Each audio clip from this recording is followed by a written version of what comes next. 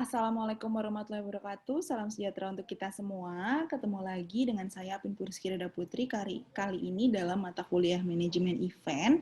Dan kali ini kita akan membahas mengenai pemasaran di dalam event. Langsung saja masuk kepada materinya.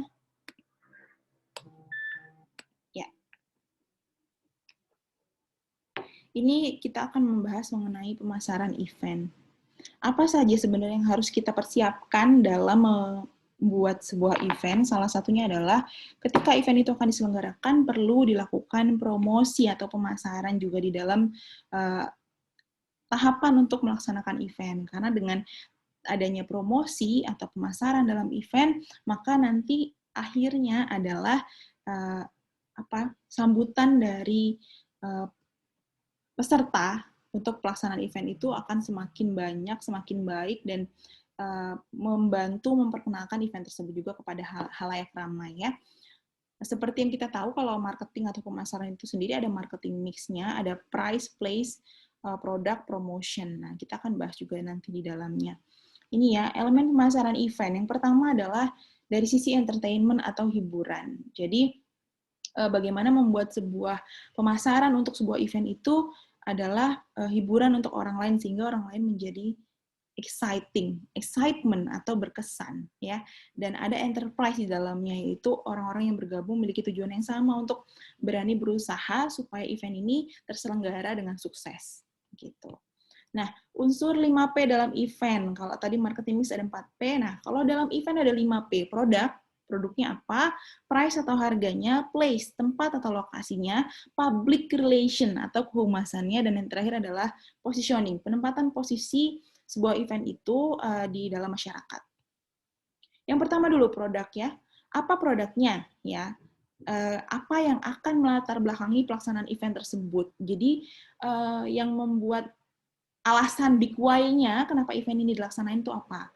Terus manfaat produk yang akan ditawarkan ini apa, dan keunikannya apa. Misalnya eventnya adalah event hubungannya sama kebudayaan daerah, yaitu misalnya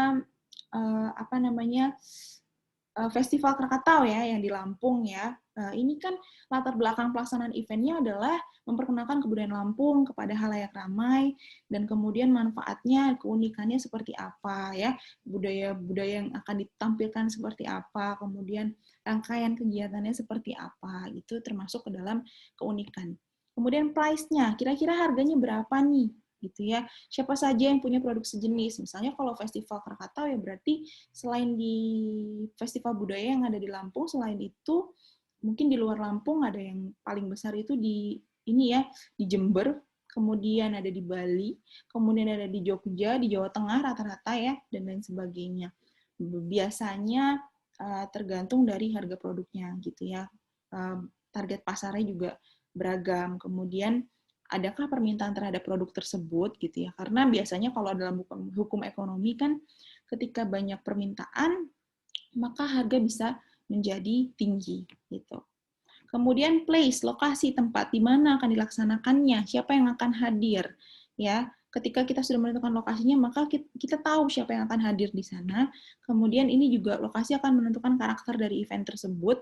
Kemudian kita akan menganalisa juga dari mulai akses ke lokasi tersebut, parkirnya, kemudian logistik, infrastruktur, keamanan, kemudian ketersediaan ruangan dan lain sebagainya. Ya, selanjutnya public relation atau kehumasan merupakan bauran dari pemasaran dan sebagai sarana promosi. Jadi kalau 4P marketing mix ada promosinya, kalau di 5P-nya manajemen event ada public relation. Ya, penyajian berita di media tentang event, wawancara dengan penyelenggara event atau penampil, pahami persepsi masyarakat. Jadi kita juga harus memahami persepsi masyarakat terhadap terselenggaranya event tersebut. Kemudian ini ada beberapa sarana publikasi event, bisa melalui berita di media yang berorientasi informasi, publikasi berorientasi promosi. Sekarang mudah ya kita bisa menggunakan semua sosial media, dari mulai Instagram, Facebook, TikTok, WhatsApp, dan lain sebagainya. Kemudian sarana media foto, biografi, siaran pers, brosur, kemudian selebaran, dan lain-lain. Bisa juga menggunakan kalau untuk konfirmasi menggunakan telepon, fax, informasi email. Kalau fax mungkin udah agak ditinggalkan ya. Kemudian siaran khusus di radio dan televisi. ya untuk iklannya. Kemudian sama untuk misalnya mau live gitu ya. Mungkin sekarang nggak harus di radio atau televisi, bisa juga live di YouTube misalnya seperti itu. Penggunaan audio visualnya juga seperti apa. Dan ada positioning ya, strategi penetapan kebutuhan konsumen yang bisa dipenuhi oleh event yang diselenggarakan. Kira-kira konsumen butuh apa aja nih dalam terselenggaranya sebuah event ya. Kita bisa ngecek lewat riset, evaluasi, dan mungkin yang sudah berpengalaman lewat intuisi sebelumnya seperti apa dan sekarang harus dilaksanakannya seperti apa. Nah, kurang lebih seperti itu untuk materi pemasaran event. Kemudian next kita akan bahas mengenai mulai membuat contoh promosi untuk pelaksanaan sebuah event. Nanti silakan teman-teman cek di UBL Apps, ada tugasnya bisa dibuat masing-masing kelompoknya, rencana strategi promosinya seperti apa, atau marketing seperti apa, kemudian bagaimana di dalamnya teman-teman bisa buat sendiri contoh-contoh materi promosinya seperti apa gitu ya. Silahkan kalau ada pertanyaan bisa di kolom komentar ataupun di grup WhatsApp. Saya akhiri. Wabillahi taufiq wa hidayah. Wassalamualaikum warahmatullahi wabarakatuh.